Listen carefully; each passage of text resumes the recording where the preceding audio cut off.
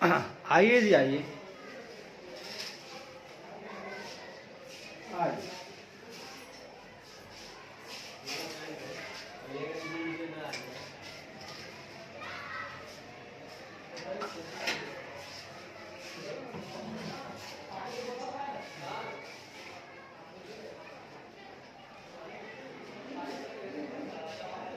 आइए भाई साहब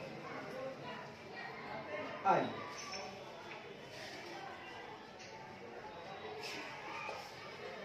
तो यहाँ तक हो गया था ऑडिट कंफर्मेशन प्रोसीजर हम लोग चल रहे थे भाई साहब। पहले देख लेते भाई साहब कहाँ थे हम लोग, फिर आगे बढ़ेंगे भाई साहब। हम लोग कहाँ थे?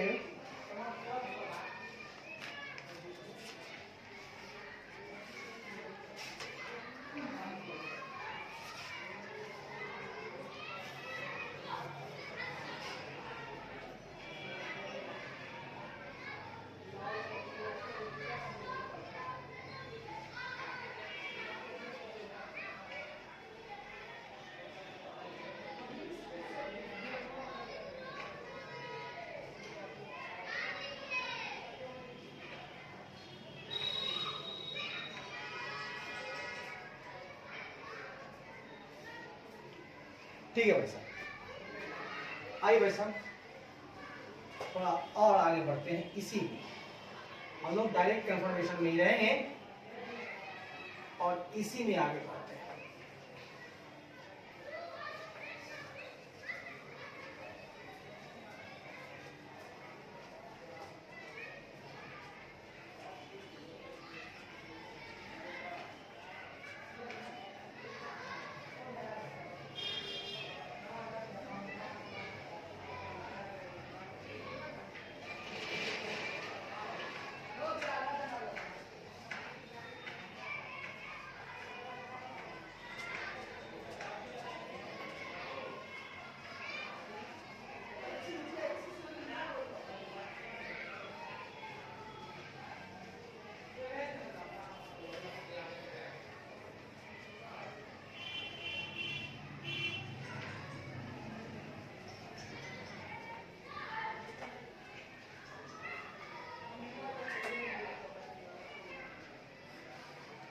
आइए भाई साहब थोड़ा और आगे बढ़ते हैं भाई साहब।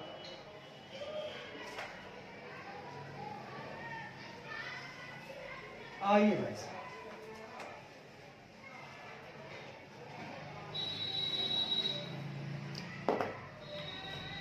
आगे कहता है भाई साहब, the trade receivables may be requested,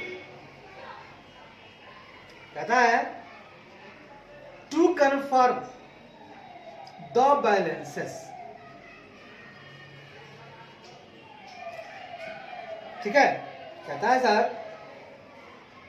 व्यापार प्राप्तियों ट्रेड रिसीवेबल में भी रिक्वेस्टेड, व्यापार प्राप्तियों से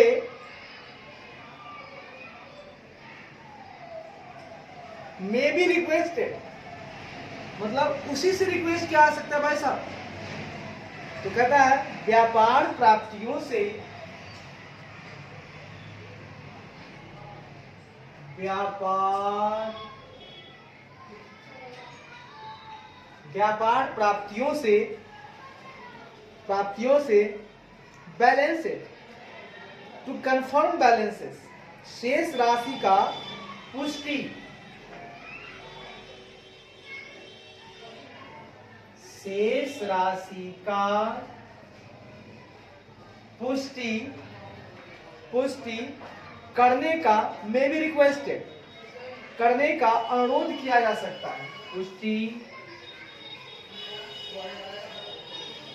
करने का अनुरोध किया जा सकता है व्यापार प्राप्तियों से। ठीक है ना, कहता है the trade receivables may be requested to confirm the balances, व्यापार प्राप्तियों से शेष राशि का पुष्टि करने का अनुरोध किया जा सकता है।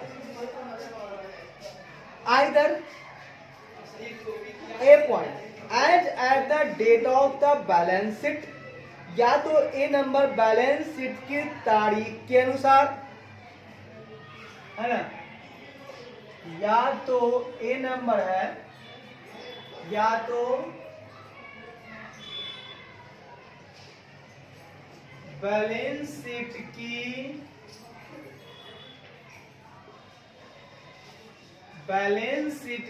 तारीख के अनुसार, या भाई साहब बी पॉइंट है as at any other selected date which is reasonably close to the date of the balance sheet, या किसी अन्य चयनित तारीख, या बी नंबर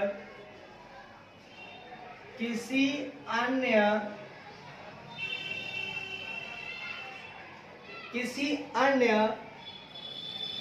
चयनित तारीख पर है ना, which is reasonably close to the date of the balance sheet, जो बैलेंस शीट की तारीख के, जो बैलेंस शीट की तारीख के, जो बैलेंस शीट की तारीख के रीजनेबली क्लोज, तारीख के काफी करीब हो, काफी करीब हो भाई साहब, रीजनेबली क्लोज हो भाई साहब, ठीक है सर।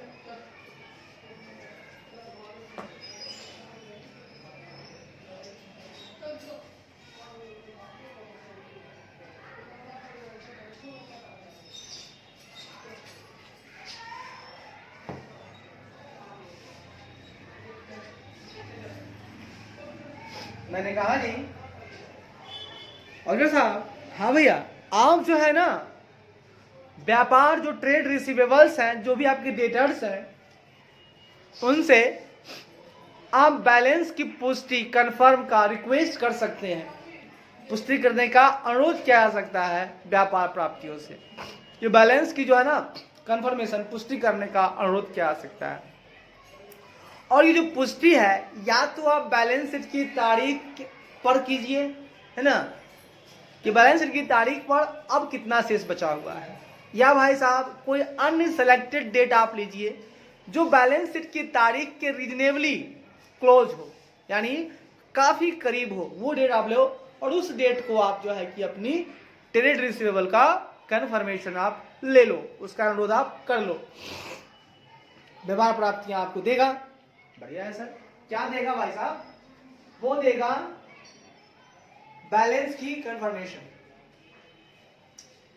आगे कहता है जी, the date should be decided by the auditor in consultation with the company. भाई साहब, कंपनी की परामर्श से ऑडिटर द्वारा, कहता है जी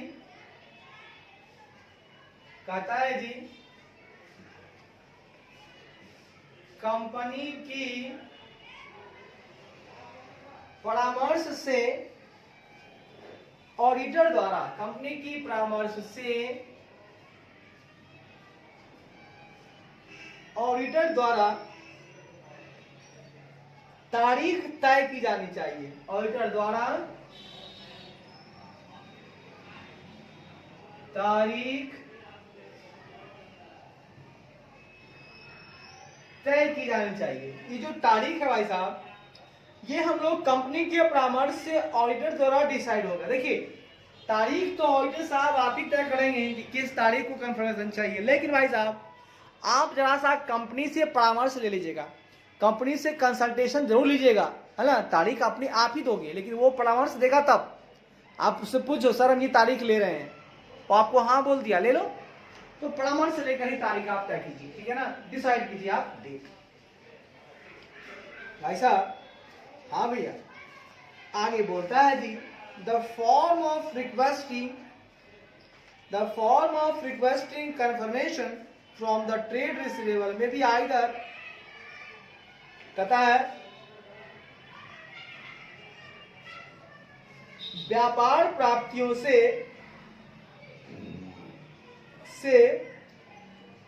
पुष्टिकरण का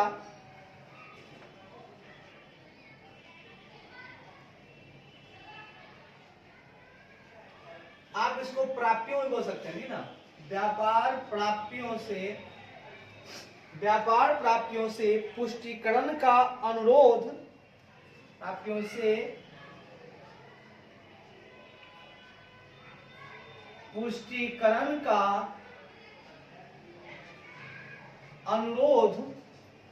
अनुरोध करने का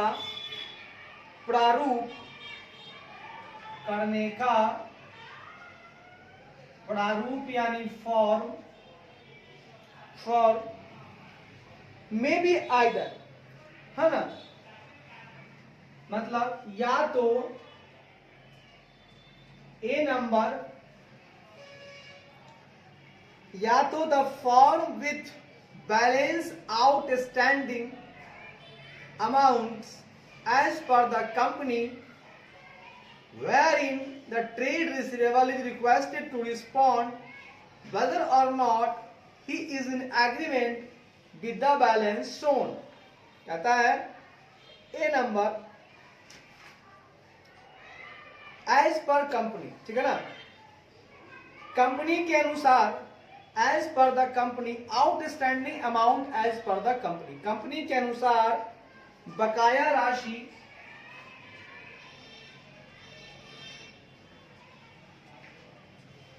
कंपनी के अनुसार बकाया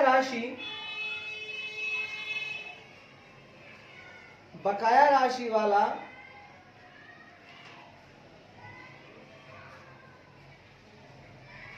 इसको आप बोल सकते हैं बैलेंस आउटस्टैंडिंग अमाउंट, शेष बकाया राशि अनुसार शेष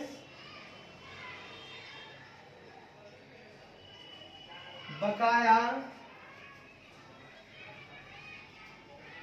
राशि वाला प्रारूप wherein the trade receivable is requested, जिसमें व्यापार प्राप्तियों से, wherein मतलब जिसमें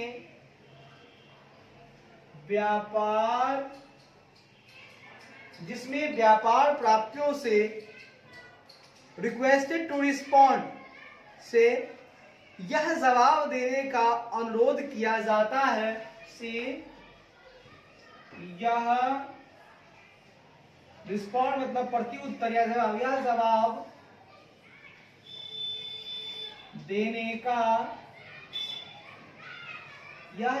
देने का अनुरोध किया जाता है कि whether or not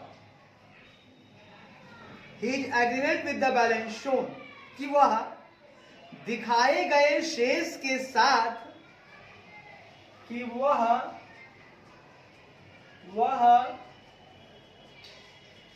दिखाए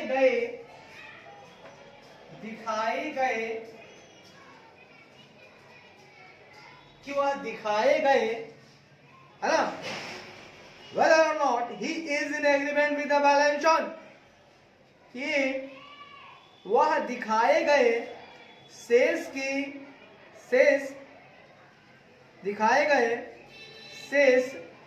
राशि के साथ, है ना,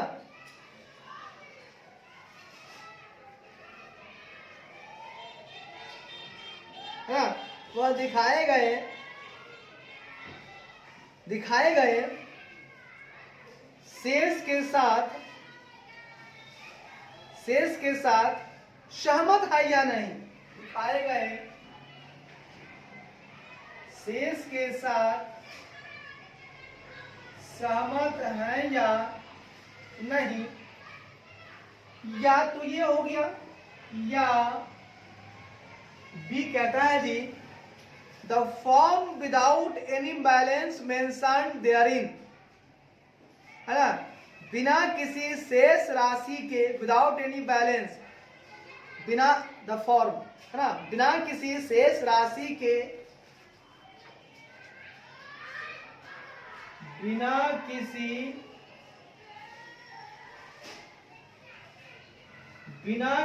शेष राशि के, विदाउट एनी बैलेंस, बिना किसी शेष राशि के, है ना, शेष राशि के, द फॉर्म, शेष राशि के प्रारूप में, शेष राशि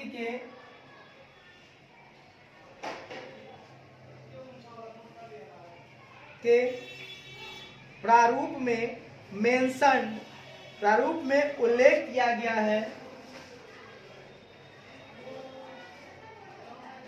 प्रारूप में उल्लेख किया गया है, wherein ट्रेड रिसीवेबल, जिसमें व्यापार प्राप्य को, जिसमें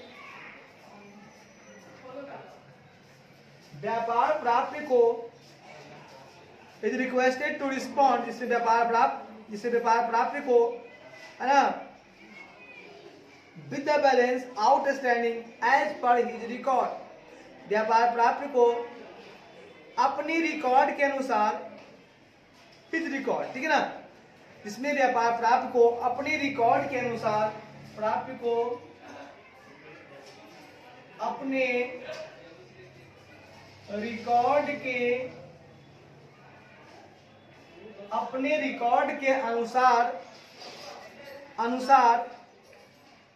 है ना, बैलेंस में बकाया शेष के साथ, अनुसार बकाया शेष के साथ, है, प्रत्युत्तर के साथ जवाब देने का अनुरोध किया गया है, के साथ जवाब देने का अनुरोध किया गया है। भाई साहब, क्योंकि ये क्या बोला आपने, भैया हमने क्या बोला, इससे बेहतर है मैंने क्या बोला आप ही बताता हूं मैं क्या बोला। बोला बोला बोला रे, बोला बोला बोला रे, बोला मेरे रे,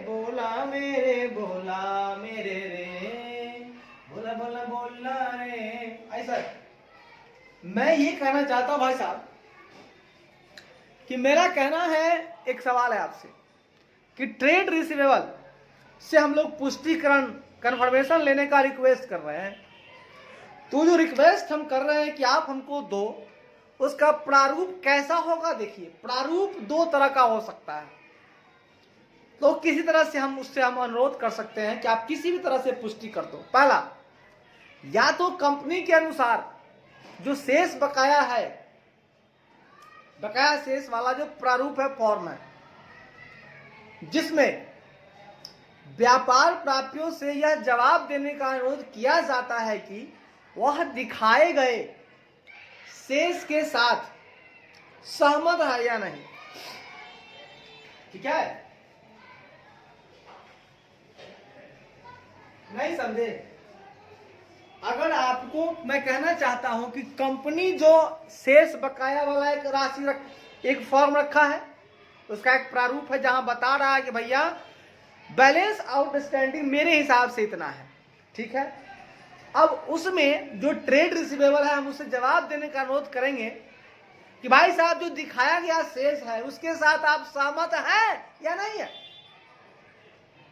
मेरा बात समझिएगा, एज ए ऑडिटर हमारे पास, हमारी कंपनी के पास एक फॉर्म है जिसमें बैलेंस जो है ट्रेड रिसीवेबल का, आउटस्टैंडिंग का बैलेंस दिया हुआ है।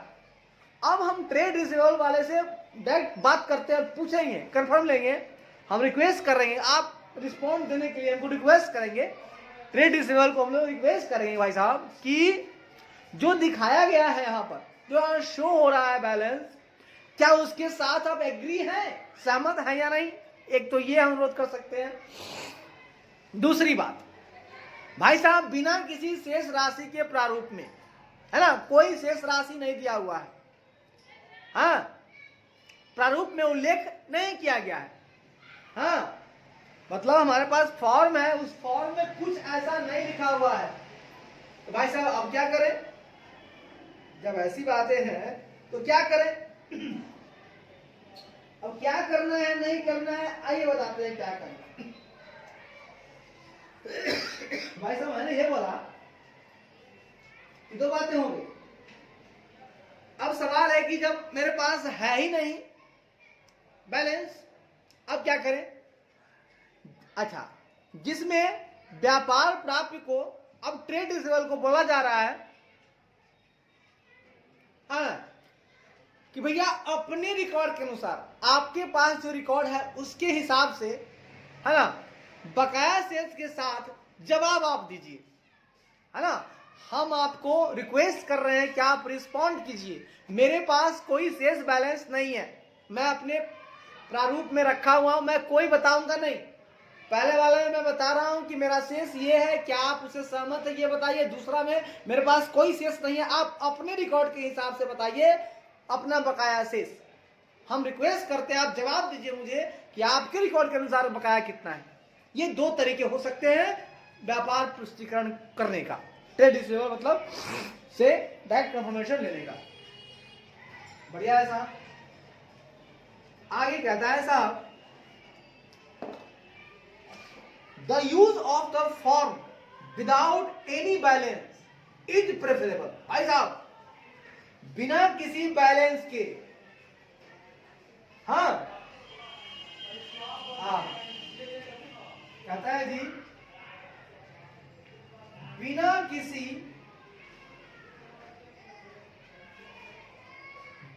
किसी बैलेंस यानी शेष, बिना किसी शेष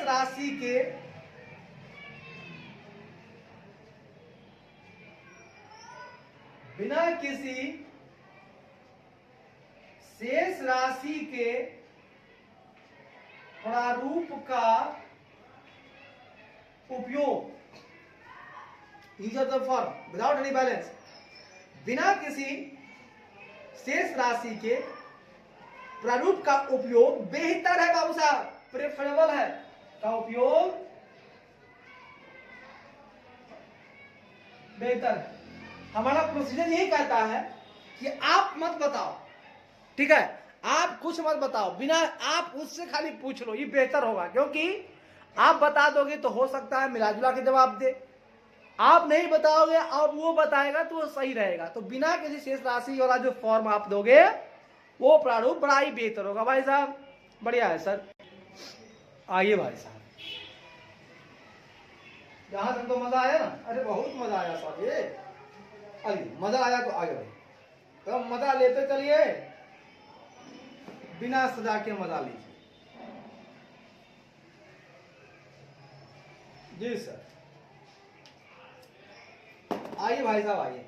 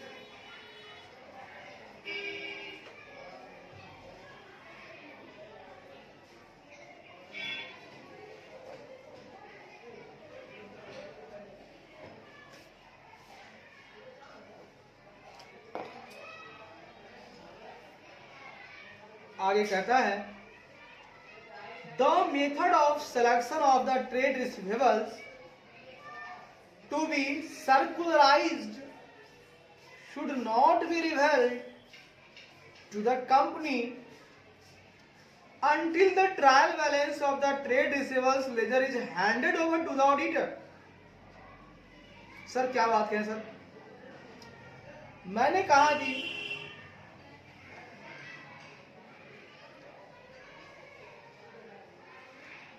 सर्कुलराइज्ड मतलब परिपत्रित की जाने वाली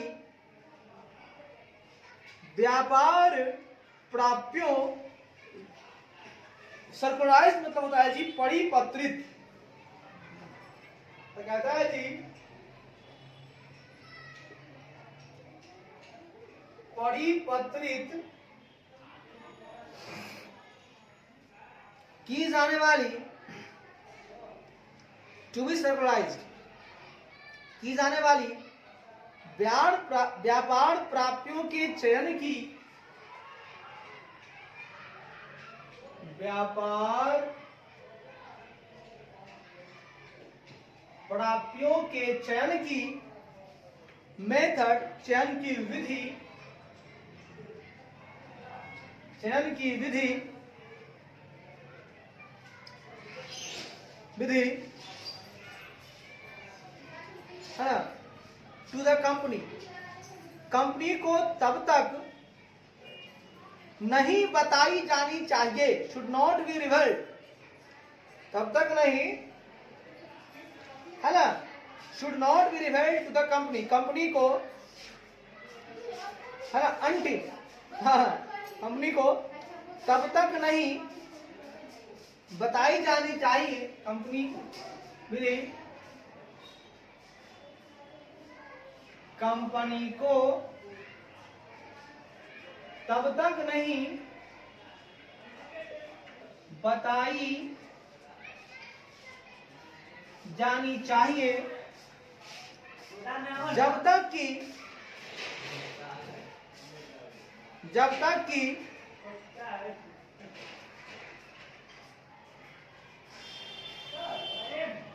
तक कि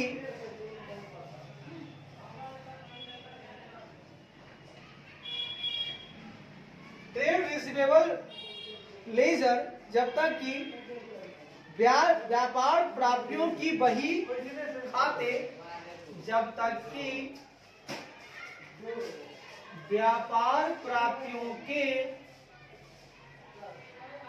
बही खाते, व्यापार प्राप्तियों के बही खाते है का ट्रायल बैलेंस का तलपट, बही खाते का तलपट बोले तो ट्रायल बैलेंस है ना, तलपट is handed over the auditor, तलपट ऑडिटर को नहीं सौंप दिया जाता है, तलपट लेखा परीक्षक को नहीं सौंप दिया जाता है, हाँ हैंडेड ओवर, सौंपना मतलब handed over to the auditor. Sir you की ये क्या बोला आपने भैया? जो बोला सच बोला भैया, अच्छा बोला भैया। भैया मैंने बोला ऑडिटर साहब जो सर्कुलराइज्ड ट्रेड रिसीवेबल हैं जिनको आपको चयन करना है कंफर्मेशन के लिए कि हमको इन भाइयों से लेना है कंफर्मेशन, तो उसकी जो सिलेक्शन की जो मेथड है वह कंपनी को तब तक नहीं बताई जानी चाहिए कि मैं कौन से ट्रेड रिसीवेबल से कंफर्मेशन लेने वाला हूं। तो भाई साहब ये जो परिपत्रित की जाने वाली जो व्यापार प्राप्तियों की जो चयन है कि भैया हमको किन से लेना है डायरेक्ट कंफर्मेशन, है ना, तो जो जो सर्कुलराइज्ड है ट्रेड रिसीवेबल, ठीक है, उसको उसका सिलेक्शन का जो मेथड होगा वह कंपनी को तब तक नहीं बताई जानी चाहिए जब तक कि व्यापार प्राप्तियों की के बही खातों का तलपट लेखा परीक्षक को नहीं सौंप दिया जाता। देखिए, आपको हम तब बताएंगे कि किस ट्रेड रिसीवेबल से हमको बात करना है, कंफर्मेशन लेना है, लेकिन पहले हम आपसे बही खाता का जो ट्रायल बैलेंस होगा वो हम ले लेंगे। लेखा परीक्षक को जब ये सौंप दिया जाएगा, हैंड ओवर कर दिया जाएगा, है ना, उसके बाद आप कंपनी को बता सकते हैं कि हम किनसे बात करना चाहते हैं। ठीक है भाई साहब। आगे कहता है जी, क्या कहता है साहब? कहता है साहब, a list of trade receivables selected for confirmation, कहता है पुष्टिकरण के लिए चयनित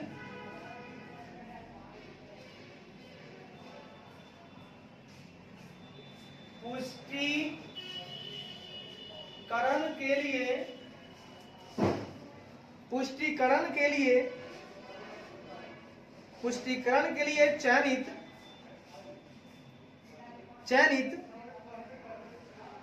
ठीक है, चयनित व्यापार प्राप्तियों की एक सूची, चयनित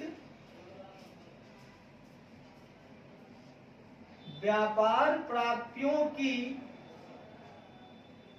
एक सूची, व्यापार प्राप्तियों की एक सूची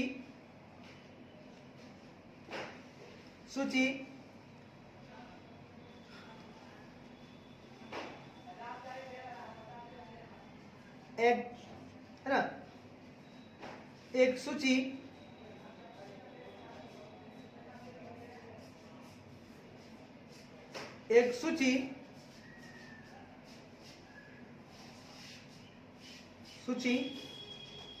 given to the entity for preparing request letter of confirmation। ठीक है ना, सूची पुष्टि के लिए लेटर, रिक्वेस्ट लेटर, है ना, फॉर, क्या कहता है, for confirmation, request letters for confirmation, पुष्टि के लिए अनुरोध पत्र सूची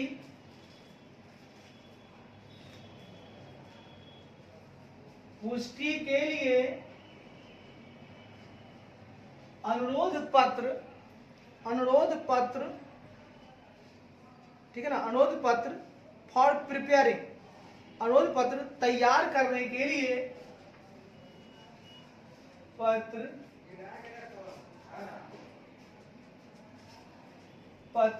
तैयार करने के लिए, अनुरोध पत्र तैयार करने के लिए गिवन टू द एंटिटी, के लिए इकाई को दी जानी चाहिए, इकाई को, हाँ एक सेकेंड, इकाई को दी जानी चाहिए, इकाई को दी जानी चाहिए। कहता है a list of trade receivables selected for confirmation should be given to the entity for preparing request letter for confirmation which should be properly addressed, जिसे उचित रूप से संबोधित किया जाना चाहिए, जिसे उचित रूप से संबोधित किया जाना चाहिए। भाई साहब, यूं कि ये क्या बोला आपने,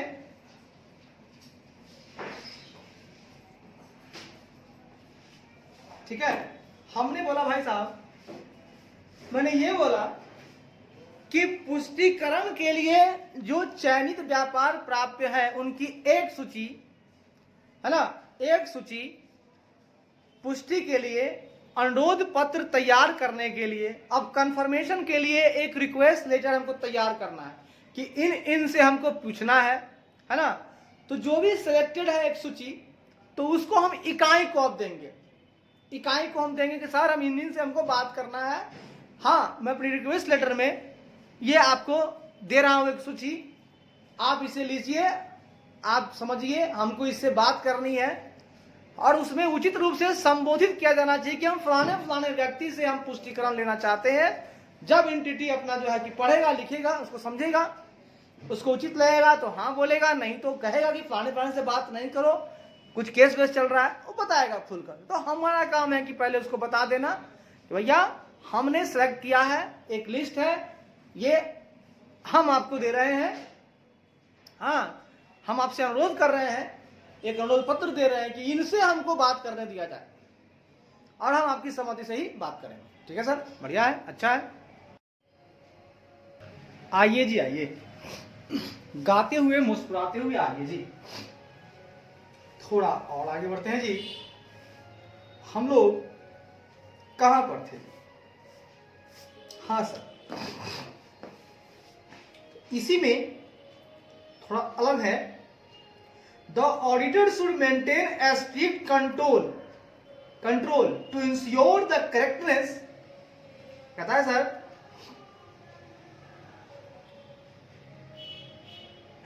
ठीक है, and proper dispatch of request letter। सुनिएगा सर, अनुरोध पत्र की करेक्टनेस, शुद्धता, रिक्वेस्ट लेटर मतलब भाई साहब अनुरोध पत्र की करेक्टनेस यानी शुद्धता, और प्रॉपर डिस्पैच मतलब उचित प्रेषण, और उचित प्रेषण है ना, टू इंश्योर, प्रेषण सुनिश्चित करने के लिए, प्रेषण सुनिश्चित करने के लिए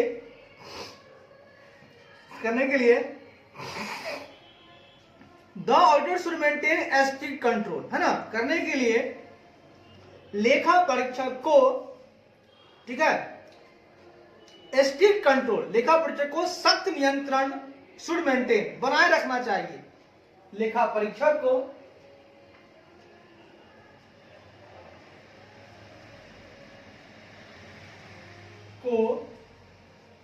सख्त नियंत्रण बनाए रखना चाहिए। भाई साहब, सर आपने बहुत अच्छी बात बोली।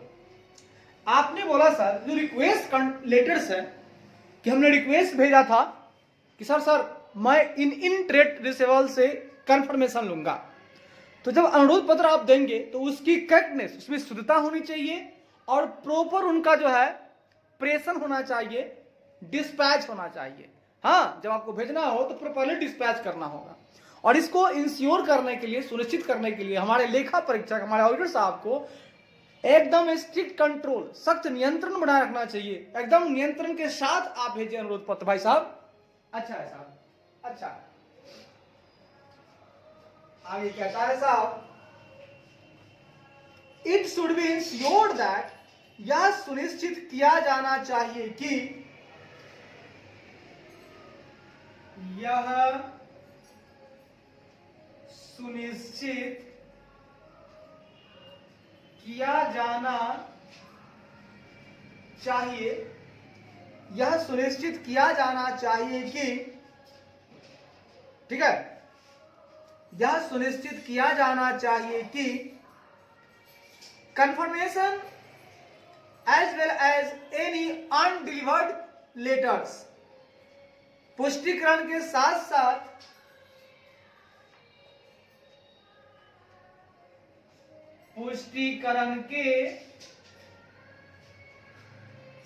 साथ साथ साथ अनडिलीवर्ड मतलब अप्राप्त, नहीं भेजा गया, डिलीवर नहीं हुआ, अप्राप्त पत्र,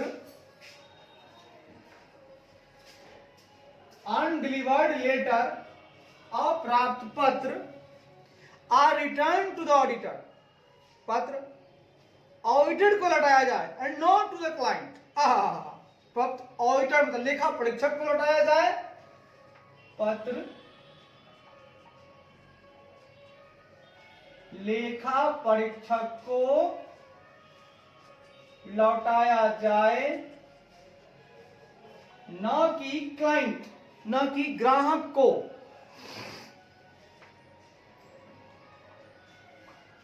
भाई साहब मान लीजिए लेटर आप भेजे, डिस्पैच किए, तो डिस्पैच जो किए तो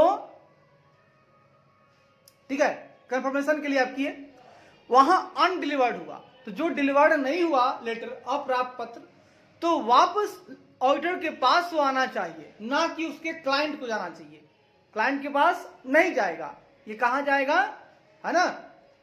आपने जो लेटर भेजा, अब किसको भेजा, अनुरोध, अनुरोध किया किसको, हाँ हाँ आपने ट्रेड रिसीवेबल को अनुरोध किया, ठीक है। तो मेरा ये कहना है कि आपने जो किया, ठीक है, कंपनी को, है ना, तो वो कंपनी को जो आपने किया, ठीक है, तो वो अगर वहां नहीं मिला, ठीक है, तो वो लेटर ऑडिटर को वापस आना चाहिए, क्लाइंट के पास नहीं जाना चाहिए, है ना, उस ग्राहक के पास नहीं जाना चाहिए जिस ग्राहक के लिए हम लोगों ने ये किया था, ठीक है। हाँ ग्राहक को नहीं जाना चाहिए बस।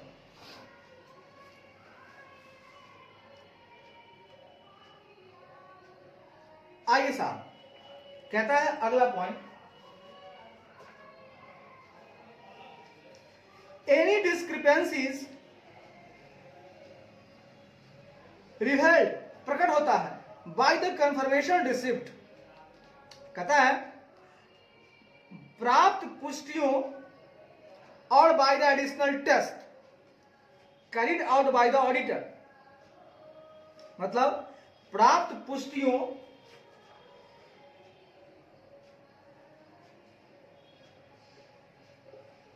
या ऑडिटर द्वारा कैरी किया गया, मतलब किया गया, ऑडिटर द्वारा किए गए अतिरिक्त एडिशनल टेस्ट, लेखा परीक्षक द्वारा किए गए अतिरिक्त परीक्षण, लेखा परीक्षक द्वारा किए गए एडिशनल टेस्ट, अतिरिक्त परीक्षण, परीक्षण से रिवेल्ड, प्रकट, से पता चलने वाली एनी डिस्क्रिपेंसी, परीक्षण से पता चलने वाली किसी भी विसंगति से पता चलने वाली किसी भी विसंगति, डिस्क्रिपेंसीज, किसी भी विसंगति may have bearing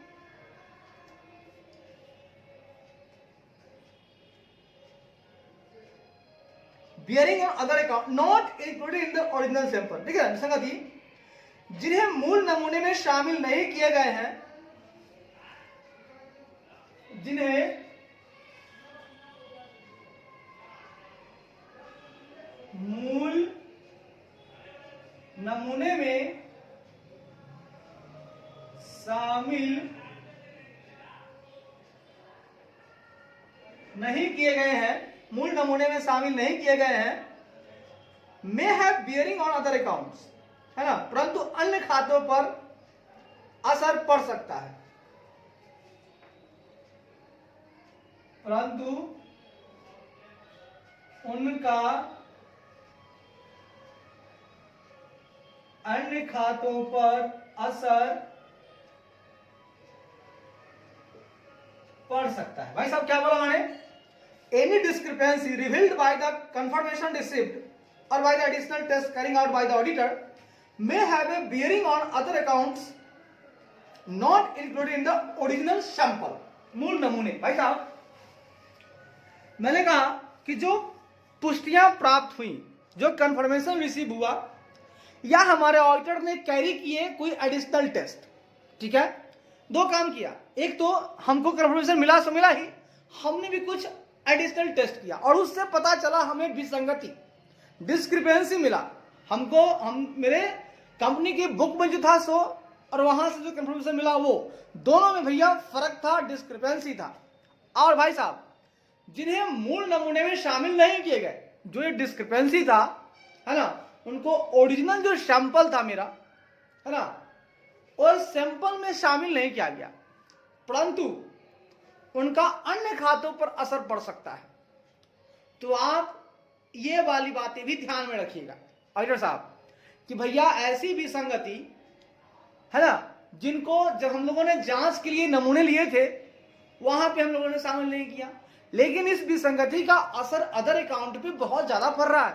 तो पड़ रहा है भैया, तो इसको तो आपको दिखाना होगा, है ना, एग्जिस्टेंस में आपको इसका ध्यान रखना होगा कि आपको अंतर नहीं आना चाहिए, मतलब एग्जिस्टेंस खराब है, सही नहीं हो रहा है, अस्तित्व में गड़बड़ी है ना। तो ध्यान रखिएगा कि ट्रेड रिसीवेबल के अस्तित्व में गड़बड़ी आ गई भाई, उसका सही से नहीं लिखा हुआ है, बैलेंस शीट में उसका सही नहीं दिया गया, क्योंकि अंतर है। तो हम लोगों ने जब चेकिंग करना शुरू किया था मूल नमूने में इसको शामिल किया नहीं, हाँ, लेकिन अन्य खातों पर असर पड़ सकता है। तो ऐसी विसंगति को भी आप जो है कि ध्यान में रखिए।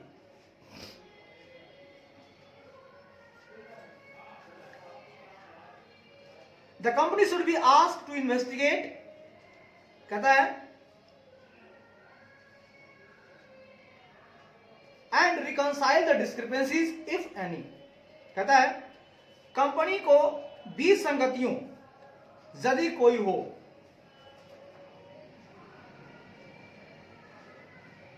कंपनी को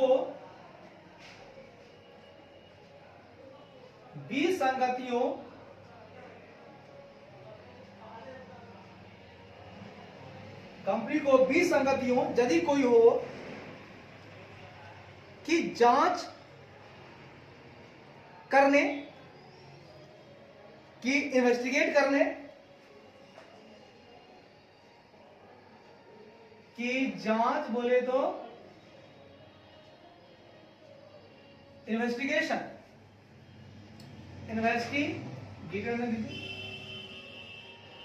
कि जांच करने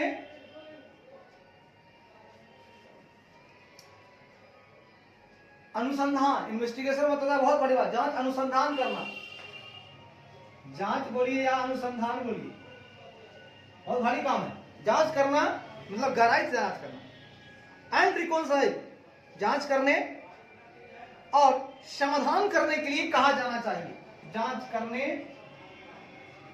और समाधान करने के लिए कहा जाना चाहिए। भाई साहब, हाँ भैया, बात को समझने का प्रयास करें। बिल्कुल करेंगे जी, आप बताइए दोस्तों सर, आप बताइए, हम तैयार हैं सर, बढ़िया है सर, आप तैयार, हम तैयार, बढ़िया है सर। तो मैंने कहा जी, अगर अंतर मिलता है, जो कंफर्मेशन हमको मिला है,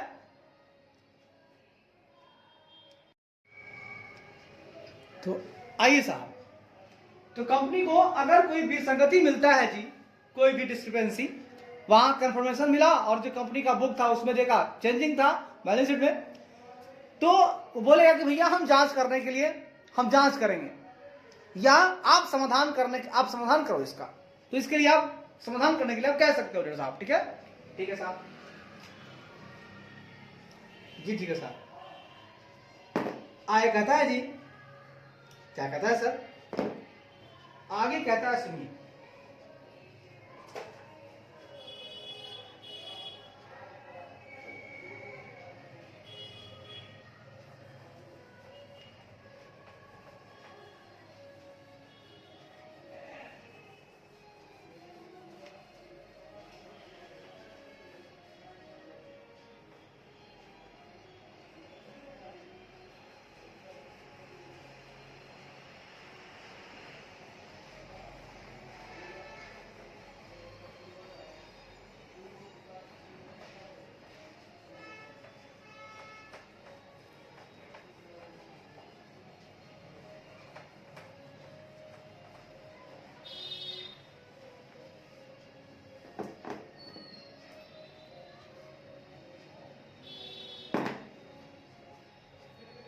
कहता है sir where no reply is received, जहां कोई उत्तर प्राप्त नहीं होता है, जहां कोई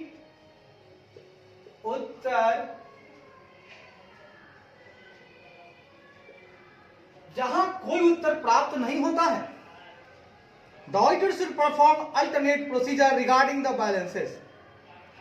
लेखा परीक्षक को, हाँ वहां लेखा परीक्षक को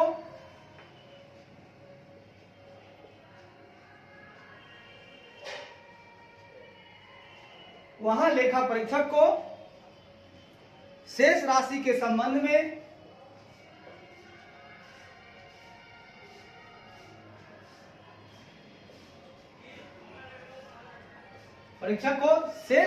संबंध में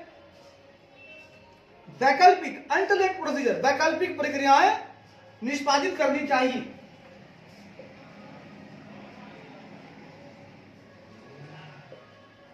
वैकल्पिक प्रक्रियाएं निष्पादित करनी चाहिए। भाई साहब अब मान लीजिए हमने कंफर्मेशन भेजा ट्रेड रिसीवेबल के पास, हमको वहां से कोई रिप्लाई नहीं आया, तो वहां पर हमारे ऑडिटर साहब यानी हम लोग क्या करेंगे, उस बैलेंस के लिए के रिगार्ड में हम लोग कोई अल्टरनेट प्रोसीजर परफॉर्म करेंगे, करना ही चाहिए। बढ़िया, करो करो करो करो। आय कहता है जी दिस कुड इंक्लूड, इसमें शामिल हो सकते हैं, इसमें शामिल हो सकते हैं, यानी जो अल्टरनेट प्रोसीजर है उसमें क्या क्या शामिल होगा वो सुनिए। शामिल हो सकते हैं, पहला preparing A details analysis of the balance, है ना, बैलेंस शेष राशि का एक डिटेल एनालिसिस, विस्तृत विश्लेषण तैयार करना, शेष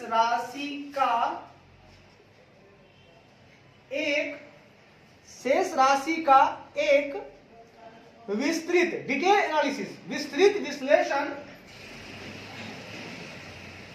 एक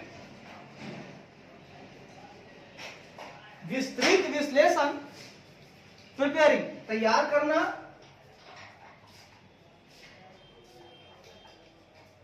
कॉमा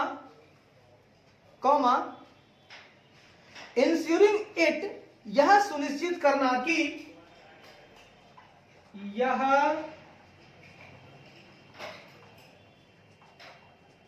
सुनिश्चित करना कि it consist of identifiable transaction, इसमें पहचान योग्य, बात समझिएगा, इसमें पहचान योग्य लेन देन,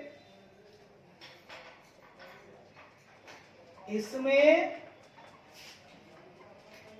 पहचान योग्य आइडेंटिफिएबल ट्रांजेक्शन, पहचान योग्य लेन देन, और ठीक है ना, हाँ ठीक है, पहचान योग्य लेन देन शामिल है,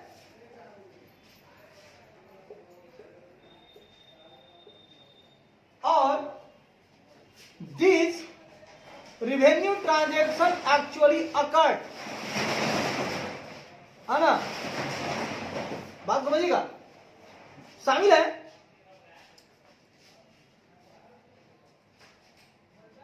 एंड कंफर्मिंग दैट, बात समझिएगा, है ना, और यह पुष्टि करना कि, और यह पुष्टि करना कि दिस रेवेन्यू ट्रांजैक्शन, करना कि ये राजस्व लेन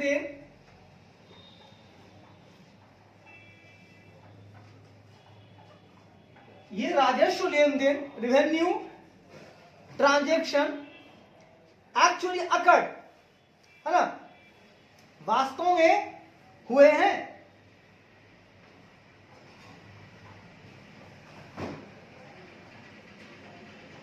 वास्तव में हुए हैं, वास्तव में हुए हैं। Examination in depth for those balances, उन शेषों की गहराई से जांच,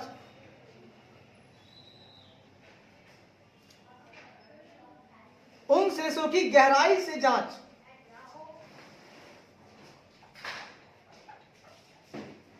उन शेषों की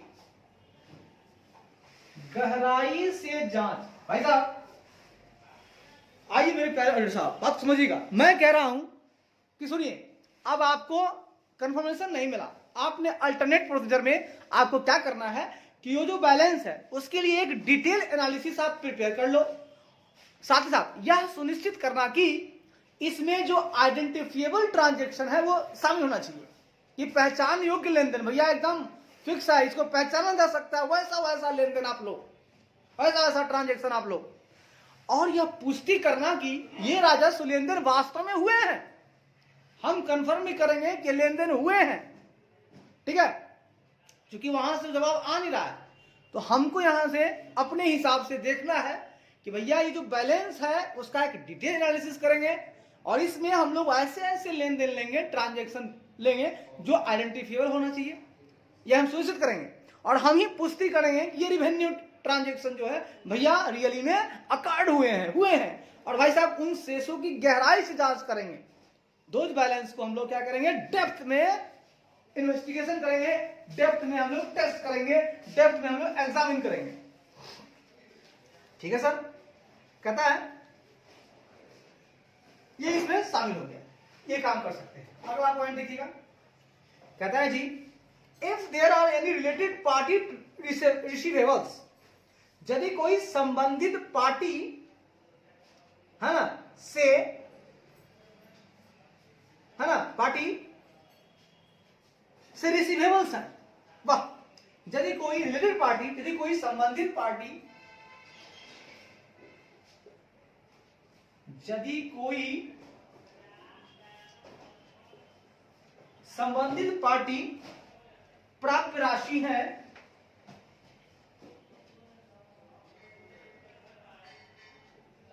तो रिव्यू देम फॉर कलेक्टिबिलिटी, तो संग्रहणीयता के लिए, कलेक्टिबिलिटी, तो संग्रहणीयता के लिए, कलेक्टिबिलिटी, कलेक्टिबिलिटी है ना, के लिए रिव्यू के लिए उनकी समीक्षा करें, के लिए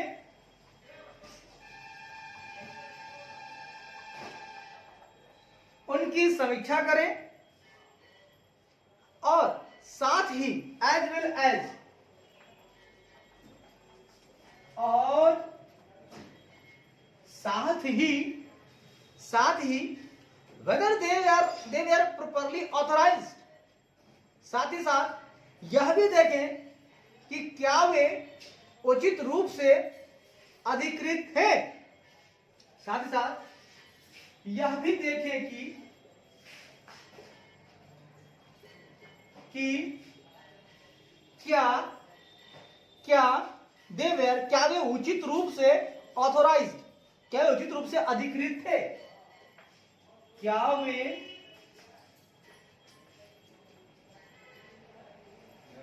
उचित रूप से अधिकृत थे, and the value of such transaction were reasonable, और ऐसे लेन देन, है ना, वैल्यू ऑफ सच ट्रांजेक्शन, और ऐसे लेन देन का मूल्य, और ऐसे लेन देन का मूल्य, ऐसे लेन देन का मूल्य वे are reasonable and arm length, उचित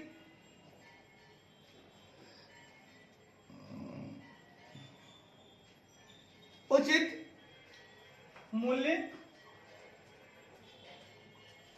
उचित और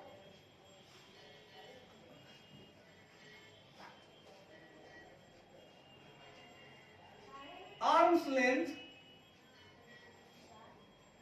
आर्म्स लेंथ पर था। बात समझिए सर, क्या हमने चेकिंग किया उस पर ध्यान दीजिए, ठीक है सर।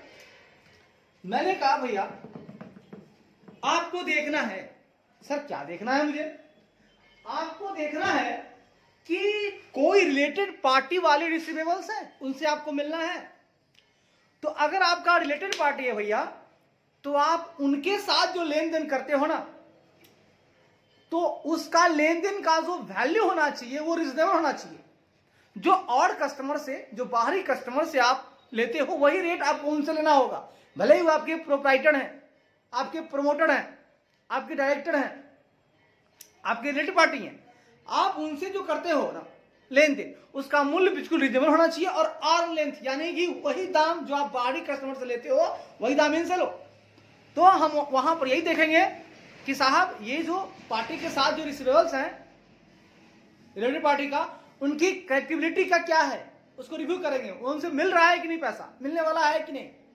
साथ ही यह भी देखेंगे कि वे उचित रूप से ऑथराइज हैं कि नहीं, प्रॉपरली ऑथराइज होना चाहिए, वो यूं ही नहीं ले जाएंगे, वो एक ऑथराइज व्यक्ति उनको देगा, है ना। तो इस तरह से हम लोग देखेंगे वहां पर और चेक करेंगे। बढ़िया है सर। तो मैंने कहा यदि कोई संबंधित पार्टी प्राप्त राशि है तो संग्रहणीयता के लिए उनकी समीक्षा करें और साथ ही यह भी देखें कि क्या वे उचित रूप से अधिकृत थे और ऐसे लेन देन का मूल्य उचित और आर्म लेंथ पर था या नहीं। चलिए आज के लिए इतना ही भैया, फिर हम लोग कल मिलते हैं, ढेर सारी बातें करेंगे प्यारी प्यारी। चलिए तब तक के जहां भी रहे मस्त रहे, मुस्कुराते रहिए और बोलिए we are energetic, we are energetic, we are energetic. ठीक है, हम लोग एनर्जेटिक हैं, एनर्जेटिक हैं, एनर्जेटिक हैं। चलिए जय हिंद जय भारत। आइए।